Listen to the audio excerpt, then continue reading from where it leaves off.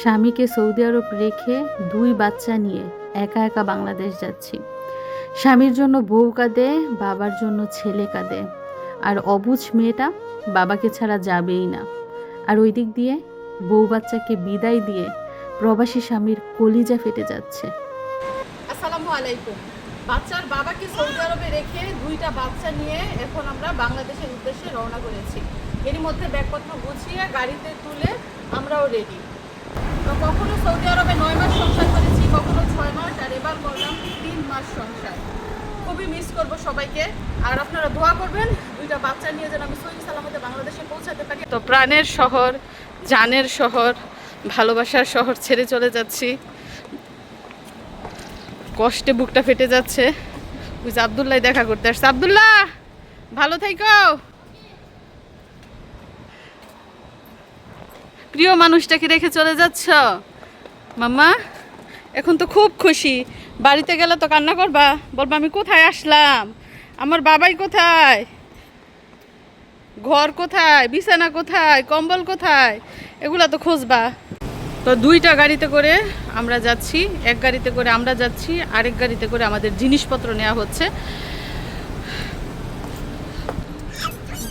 তো এদিক দিয়ে দেখেন মিশারের আব্বুর মনটা খুবই খারাপ। উনি চেক করছে বিমান এসে পৌঁছালো কিনা। 3 ঘন্টা বাকি আছে, তাড়াতাড়ি চলো, টাইম মতো না আসা। বিমান বাংলাদেশ থেকে আসতেছে, ওই বিমানে করে আমরা যাব না। যাই হোক, বিসমিল্লাহ বলে গাড়িতে উঠলাম এবং আল্লাহর নাম নিয়ে রওনা দিলাম। প্রিয়জনটাকে রেখে তারপর যাচ্ছি। মনটা খুব খারাপ। উনি সাথে যেতে পারলে ভালো লাগতো, কিন্তু কি আর করার, 5 দিনের জন্য বাংলাদেশে গিয়ে তার লাভ নাই। এত বছর সৌদি আরব ছেড়ে চলে গেলে আমার অন্য আপনজনের জন্য কষ্ট হতো, মায়া লাগতো। আর আজকে কষ্ট হচ্ছে আমার ঘরের মানুষের জন্য, যে কিনা সারাক্ষণ আমার কথা ভাবে, আমার সুখের কথা ভাবে। আর অন্য মানুষের জন্য এতদিন শুধুই মায়া করেছি, দেখেছি যে দিন শেষে এই মানুষটাই সবচেয়ে আপন, সবচেয়ে কাছের। তো আমরা কিন্তু এরই মধ্যে দাম্মাম এয়ারপোর্টের কাছাকাছি চলে এসেছি। ওই যে দেখেন টাওয়ার দেখা যাচ্ছে, ওইটাই হচ্ছে এয়ারপোর্ট। আসলে সুন্দর সময়গুলো কত তাড়াতাড়ি চলে যায়। ভাবতেছিলাম এয়ারপোর্ট যাইতে যদি আরও সময় লাগতো, আরও দেরি হইতো, কারণ পৌঁছাই গেলেই তো গেলাম না। তো এরই মধ্যে আমরা আছি আন্ডারগ্রাউন্ড পার্কিংয়ে। আমাদের মালপত্র সব উপরে চলে গেছে, আমরা এখন যাচ্ছি উপরের দিকে।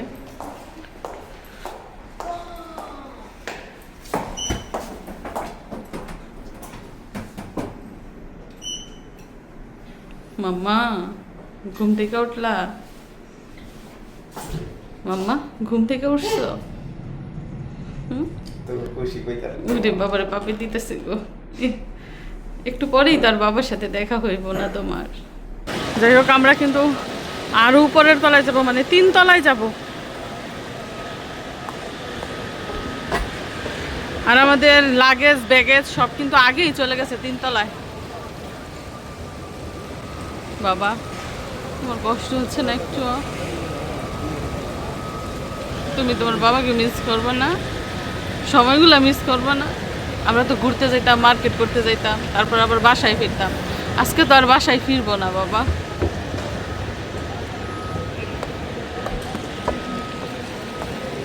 তো এই যে আমরা 3 তলায় চলে আসছি। এখানে দেখেন কত কত মানুষ ওয়েটিংয়ে বসে আছে। কেউ কেউ যার যার জিনিস প্যাকেটিং করছে, র্যাপিং করছে। আমরা যেহেতু লাগেজ এনেছি, আমাদের আর কার্টুন র্যাপিং করার প্রয়োজন নাই। এই যে যারা এরকম কার্টুন আনে, তারা এই যে এভাবে র্যাপিং করে, এই যে এভাবে র্যাপিং করে।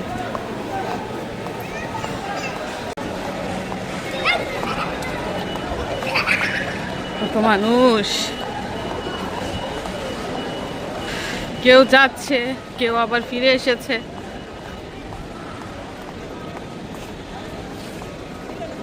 দাম্মাম এয়ারপোর্ট সবচেয়ে ব্যস্ততম এবং সবচেয়ে বড় এয়ারপোর্ট। এই যে আমাদের জিনিসপত্র এখানে দেখেন।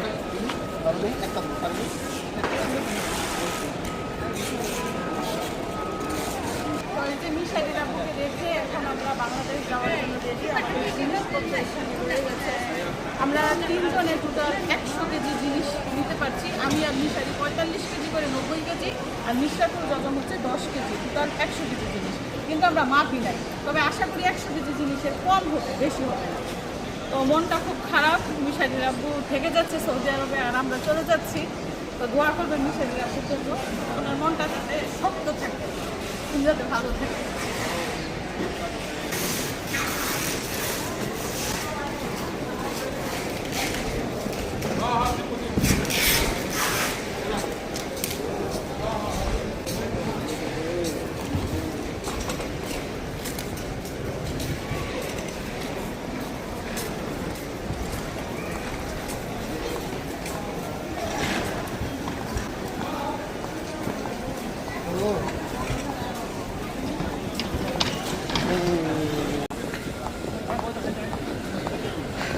তো অনেকে আছে বাংলাদেশ এয়ারলাইন্সের যাত্রী এদিকটাই কাউন্টার খুলে ফেলেছে অলরেডি। ওই যে দেখতে পাচ্ছেন পিছনের কাউন্টার, দেখেন মানুষের ভিড় আগের তুলনায় কিছুটা কম।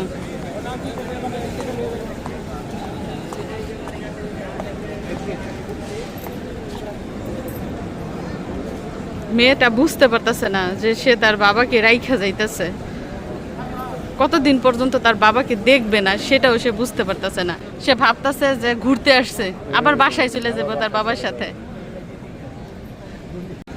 তো উনি যদি পারতেন আমাদেরকে একদম বাড়িতে নিয়ে পৌঁছাই দিয়ে আসতেন। প্রতিবার উনি আমাদের সাথে যায়, কিন্তু এইবার যায় নাই, কিংবা আমি চাচ্ছিলাম না যাইতে, কারণ কোম্পানিতে এত বেশি কাজের চাপ। তাও বলেছে যে 5 দিনের ছুটি নিয়ে আমাদের সাথে যাবে, আসা যাওয়ায় 2 দিন, বাড়িতে থাকবে 3 দিন। তো 3 দিনের জন্য শুধু শুধু কেন যাবে এত টাকা খরচ করে? এজন্য আর ওনাকে এবার মানা করেছে যে আমাদের সাথে যাওয়ার দরকার নাই, যখন অনেক দিনের ছুটি পাইবা তখন যাইও, কিংবা আল্লাহ যদি নসিবে রাখে তাহলে ইনশাল্লাহ আবারও দেখা হবে। তো এই পাশটায় দেখুন আস্তে আস্তে অনেক মানুষের ভিড় বেড়েছে, সবাই লাইনে দাঁড়িয়ে একজন একজন করে সামনের দিকে যাচ্ছে, আর যার যার মালপত্র বুকিং দিচ্ছে। ওই যে সামনে কাউন্টার। তো বাংলাদেশের তুলনায় সৌদি আরব এয়ারপোর্টে কিন্তু ঝামেলা কম, ভিড় কম এবং কোলাহল কম। স্মুথলি সবাই যার যার জিনিস বুকিং দিয়ে স্মুথলি ইমিগ্রেশনের কাজ কমপ্লিট করতে পারে।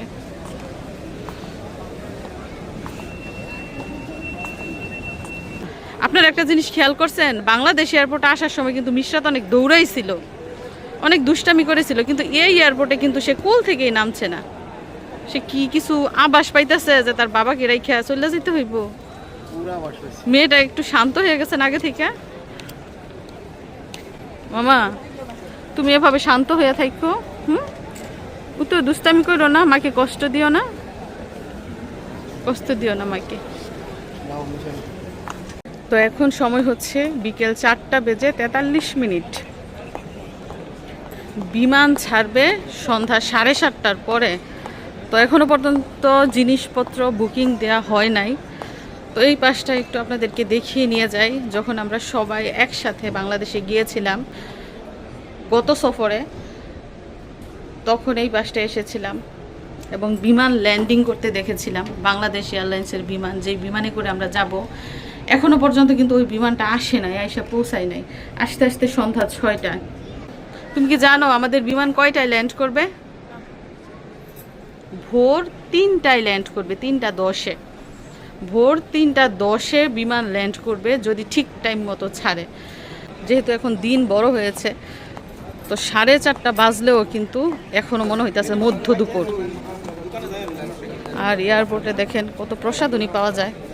এদিকটা একটু আমরা দেখি, এদিকটা মনে হয় perfume. iPhone 17 Pro Max tax free জিনিস বিক্রি করা হয়। আইফোন,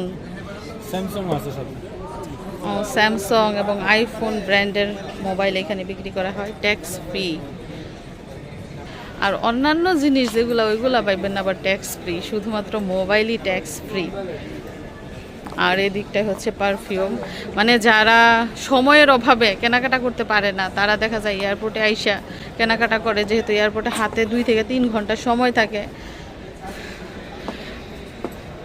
এবং ইমিগ্রেশন পার হওয়ার পরেও কিন্তু কেনাকাটা করার জন্য ব্যবস্থা আছে। ইমিগ্রেশন পার হওয়ার পর যত ইচ্ছা তত কেনাকাটা করা যায়, সেটার ওজন কিন্তু হিসাব করা হয় না, শুধুমাত্র ইমিগ্রেশনের আগে ওজন হিসাব করা হয়। এজন্য অনেকে দাম দিয়ে হলো ইমিগ্রেশন পার হওয়ার পরে গিয়ে কেনাকাটা করে। এদিক দিয়ে দেখেন সবার ব্যাগেজের মধ্যে নাম লেখা, কিন্তু আমাদের ব্যাগেজের মধ্যে কিন্তু কোনো নাম লেখা নাই, তাহলে আমরা চিনবো কিভাবে? এই যে দেখেন স্টিকার লাগানো হয়েছে, মিশারির আব্বুদের কোম্পানির স্টিকার দেখেই চিনতে হবে যে কোনটা আমাদের জিনিস, কারণ অনেক সময় ব্যাগের কালার মিলে যায়। মনে রাখতে হবে কোন কোন কালার, একটা বেগুনি, একটা ব্লু কালার, লাল কালার, আরেকটা এটা কি কালার, বিস্কিট কালার না কি কালার, এগুলো মনে রাখা তারপর জিনিসপত্র আবার ফেরত নিতে হবে। মাশাআল্লাহ মাশাআল্লাহ। ভাইকে পাপা দাও, পাপা দাও ভাইকে। হয় না এবার, এবার ছোট্ট পাপ্পি দিছে, আবার দাও, আবার দেবো। এই মাশাআল্লাহ, পাপাকে পাপা দাও। হ্যাঁ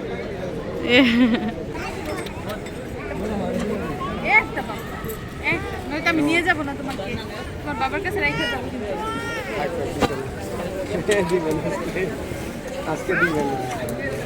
সে বসতেছে, তার বাবাই তার সাথে আছে, আর কাউকে প্রয়োজন নাই, কিন্তু একটু পরে যে বাবা যাইবো শুধু মাই থাকবো, সেটা সে বুঝতে পারতেছে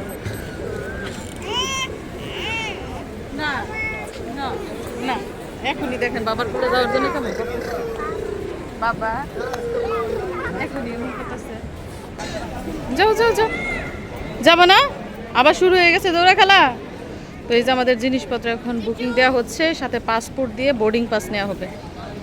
তো আমাদের হাতে এখনও বেশ কিছুটা সময় আছে, ভাবলাম যে যদি ওই পারে চলে যাই তাহলে তো গেলামই, আর মিশারির আব্বুর সাথে দেখা হবে না। তো কিছুক্ষণ ওনার সাথে সময় কাটায় এখানে, বাচ্চারা তার বাবার সাথে সময় কাটায়। তো মিশারির আব্বু গেছে একটু কাজে ওই সাইডে, আমরা এখানে দাঁড়ালাম। কি কি তুমি খেলতেছো এখানে? তার বাবার কষ্টটা অনুভব করতে পারতেছে না। বাড়িতে গেলে যখন বাপেরে না দেখবো তখন বুঝতে পারবো, কিংবা বর্ডারের ওই পাশে গেলেই আর বাপেরে পাইব না। মা কি হাসি, প্রজাপতির কি হাসি, নিজে নিজে উঠতে পারে। তুমি বিমান দেখবা এখানে দাঁড়ায় দাঁড়াইয়া? বিমান দেখবা? কোথায় প্লেন? যে দিক দিয়ে প্লেন আসবে তোমাকে নিয়ে যেতে। তুমি একা যাবে নাকি ভাইয়াকেও সাথে নিবে? যে ভাইয়া লুকাই রয়েছে, কোথায় ভাইয়া? খুঁজে বের করো তো। ভাই কই? ভাই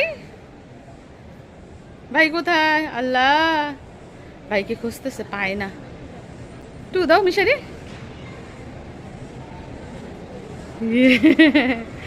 যে ভাইকে পাইছে। কোথায় ভাই?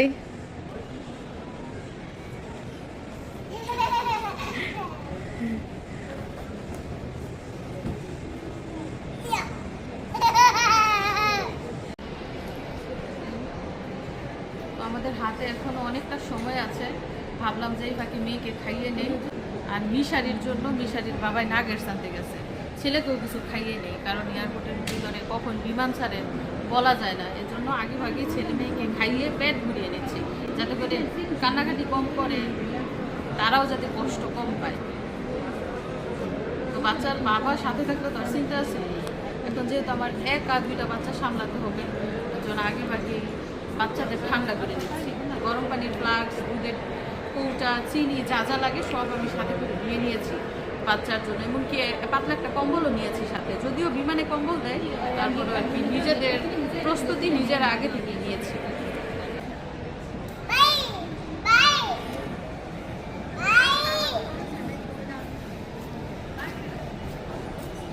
এই যে ভাই আসছে, এখন কি কেন এর বাবা ডাকতেছে? তার একা একা এখানে ভালো লাগতেছে না, তার বাইকে লাগবো। এখন শান্তি আয়নাতে তাকে দেখা যায়, নিজেকে নিজে মারতেছে। ওপরি ওপরি, এটা কি? অলৌকিক বাতাস এসে পরি বানাই দিল। ওমা ওমা পরি পরি পরি পরি পরি পরি পরি।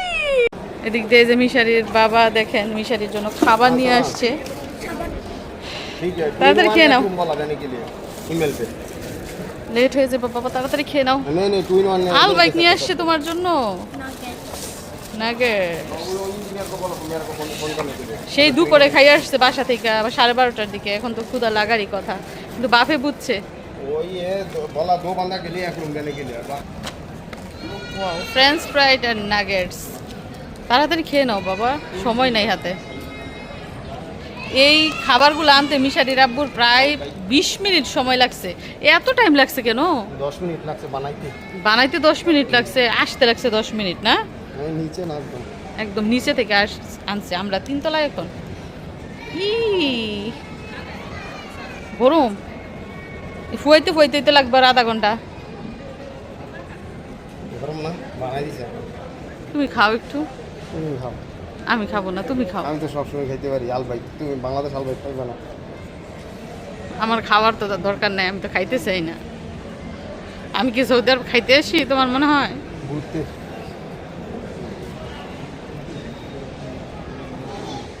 আজ পর্যন্ত একদিন তোমাকে বলছি যে আমি এটা খাবো, আমাকে আইনা দাও।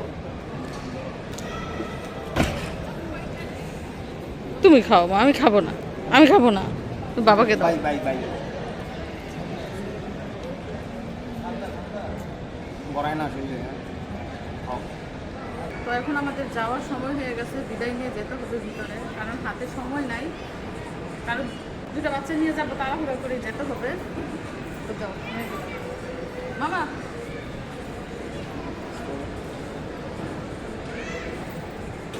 মামা আসো, মামা যাবে না, যাবে না বাবাকে রেখা, যাবে না। আসো মামা, যেতে হবে না, বাড়িতে বাড়িতে যাবে না, বাড়িতে দাদু নানু যাবে না। আসো কামড়ো কি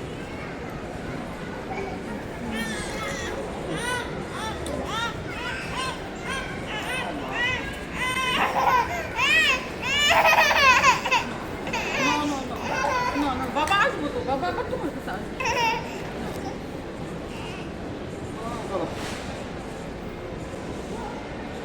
3 মাস আগে যখন বাচ্চা নিয়ে এই এয়ারপোর্টের ভিতর দিয়েই ওনার কাছে এসেছিলাম, উনি যখন আমাদের জন্য অপেক্ষা করছিলেন কখন আমরা আসব কখন আমরা আসব, তখন ওনার মনের অবস্থা কেমন ছিল।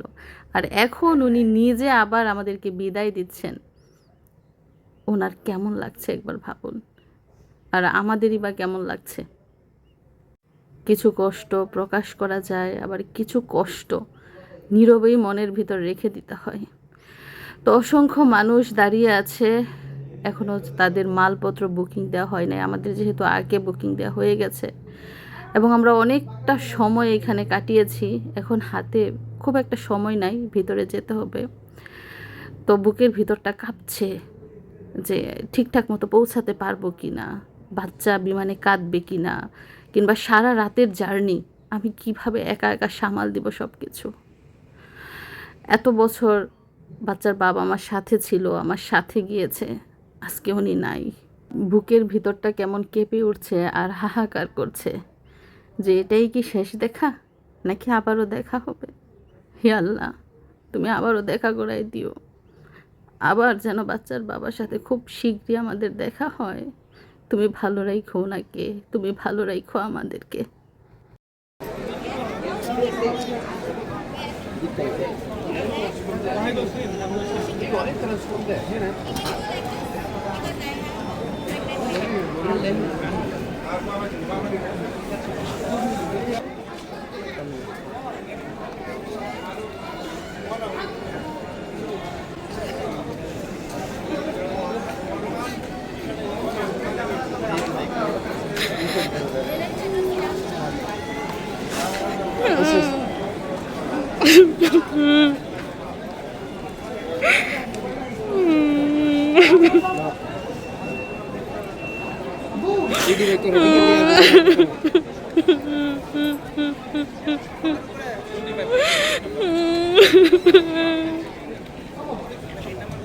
এয়ারপোর্ট এমন একটা জায়গা যেখানে কখনো হাসি কখনো কান্না, কখনো হাসি কখনো কান্না।